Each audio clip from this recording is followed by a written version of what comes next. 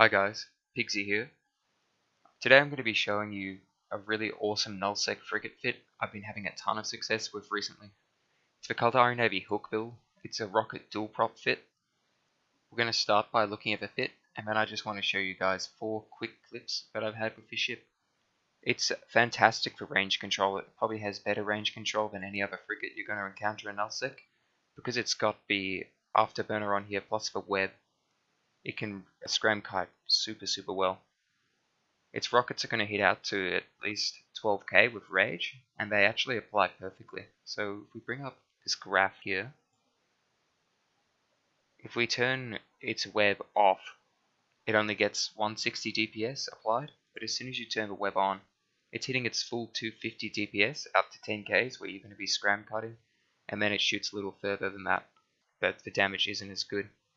You can also switch out your rockets here from 12k, put in some Caldari rockets, and then you're going to start hitting out to 15k. And I like to load some Toxot with me as well, and if you consume that, then your Navy rockets are going to be hitting out to about 16-17k, and if you load Javelin, you're hitting beyond 20. So not only are you a fantastic 1v1 dueler, you can also help out with DPS in a small gang fight without having to get in scram range and getting yourself killed, while keeping your Microwarpdrive on to escape if you need to. The fact that it is a scram kiter allows you to peel off tackle really well, because you want to be fighting at 10 kilometers. And most of the other frigates you're going to encounter in Nullsec are going to be, autocannon and blaster frigates that try and come in to get tackle on you for your own fleet. So you mitigate all their DPS by just pulling that range and applying your DPS. Even if you're scrammed, it's fine. You've got your Afterburner, you just turn your Afterburner on. Almost always overload this, and you're going to go 1400 with your opponent webbed.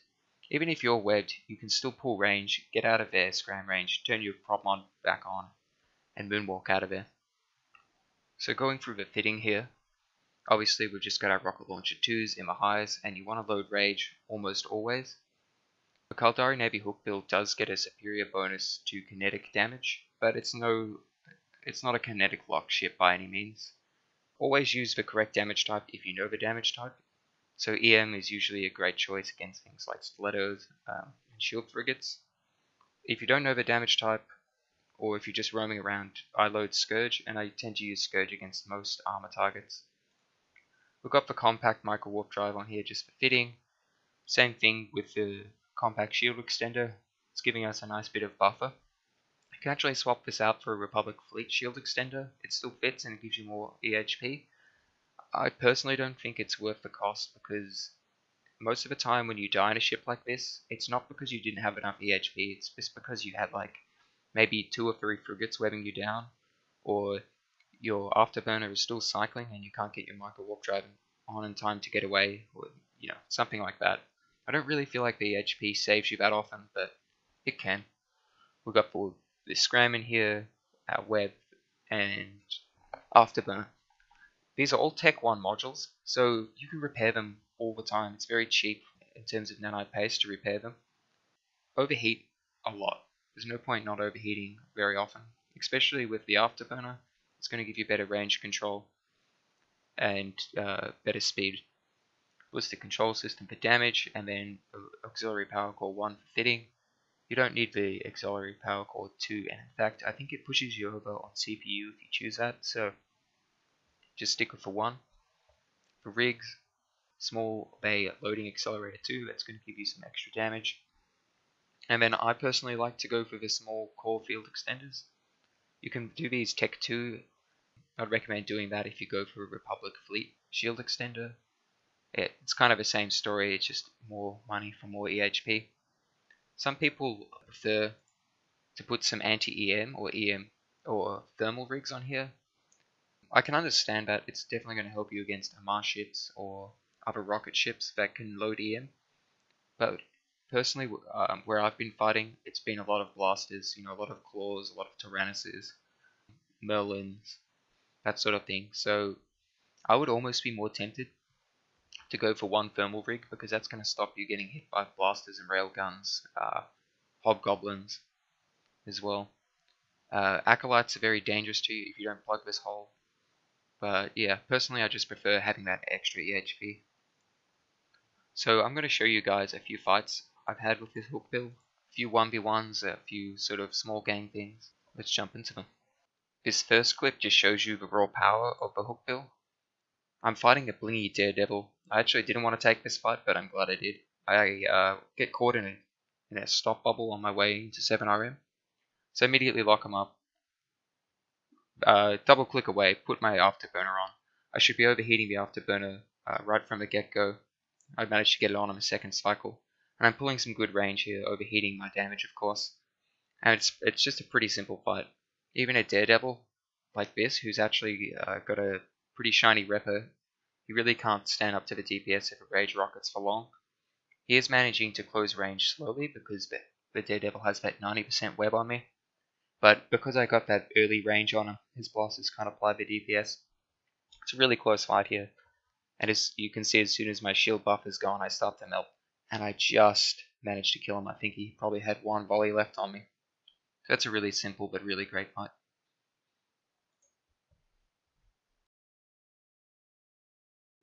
This next fight, I was out roaming with some people. I decided to bring the Hookbill along. My friends aggressed a wolf on one side of a gate and he jumps through. I didn't aggress so I can jump through with him. And I want to see if he wants to 1v1 me on the other side. I don't want him to get away. So I start burning at him with my MWD on. And I'm going to go orbit at 15k's. This is going to push me out and away from him so I don't end up at 0. You can see I start engaging him at about 12 kilometers there. And I start to chip away at him as he's coming into me. And then I eventually manage to catch him with my weapon Scram at a good range. You really want to start your fights as far away from your opponent as you can. If I approached him and went straight in at 0, he would hold me there with his web. Well, this guy doesn't even have a web, but some people might have a web. They could hold you there and apply their DPS really well. Because he doesn't have a web or an Afterburner, super easy range control here. I just start orbiting him to mitigate any of the DPS he would be doing, stopping that tracking. And he goes down here pretty quick.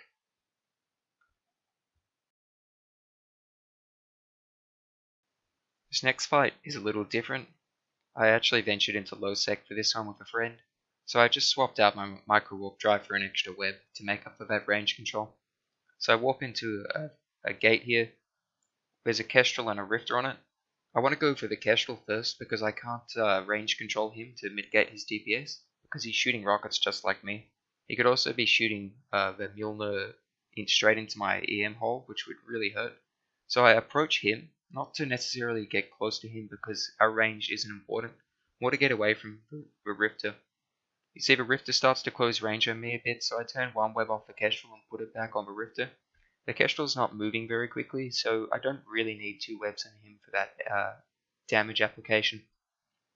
As soon as I put that web on the Rifter, I can start pulling range again, and I get my second web on him. And then my friend comes in and adds a bit of DPS to help me finish him off, and I warp out. The last clip here, I'm just solo roaming. I'm trying to get a fight with something, so I warp in on this ratting BNI. It's actually fairly difficult to kill a ratting BNI in a fit like this, because you can just put your drones on you and heat you up. And you can't keep your speed up very high while holding the weapon Scram on him. So I'm hoping that some backup will come and then I can just fight the backup. So I get him web Scrammed here, start orbiting him. Lose it there for a bit, I accidentally did a bit of a slingshot. He hasn't put his drones on me yet, so I'm thinking actually maybe I'm going to be able to kill this guy. I probably should have my EM out here, because that's the resist hole he's going to have in this space. So Malediction comes in to save him, just like I was hoping. So I start burning off the VNI, and then just refocus onto the Malediction. Being in a Tackle Scepter, there's not really a good chance he's going to be able to kill me. It should be a super easy fight. He is rocket fit too, just like I am. But it doesn't really matter, he just doesn't have the EHP, and his damage application isn't going to be very good. So he goes down pretty easily. I then go back on the VNI and pretty greedily try to finish him off. The Malediction pilot then comes back in a Hookbill as well. I just want to show you this because it really shows off the weakness that my fit has. He loads Mjolnir, and you're going to see how fast I just melt here. Each volley is just smashing me, and I'm doing basically nothing to him. I think I still have my kinetic loaded, which is a terrible idea. Even though I do get that damage bonus to kinetic, you can see I'm really not doing much to him. And I'm just totally screwed, and I go down. I should have just left after I got that fight. With the buffer, I really have to recharge after every fight, which is a bit of a downside to this fit as well. If you go out for a long roam and you start dipping into armor or structure, that's a lot of your effective hit points just down the drain. I hope this video helps show off what you can do in the Hookbill. It's a really cheap thing to fly. You can look at the skill mail, it says like 16 mil. It costs more like 30 at Jita, but whatever, it's super cheap and it can really fight above its weight class.